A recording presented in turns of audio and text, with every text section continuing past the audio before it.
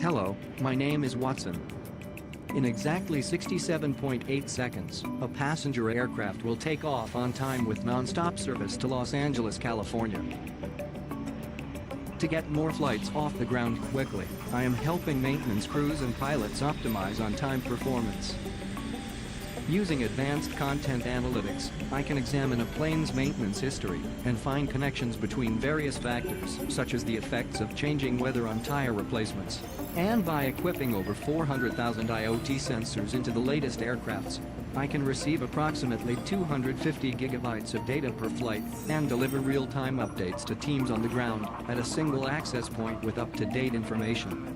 So when a plane lands with an abnormal fuel tank contamination, the ground crew is ready. IoT sensors are saving more than just time. By providing data to 50,000 flights per day, I am helping pilots avoid turbulence, minimizing flight path changes. I am also saving airlines millions of dollars per year, reducing flight attendant injuries, and getting planes off the ground in 3, 2, 1.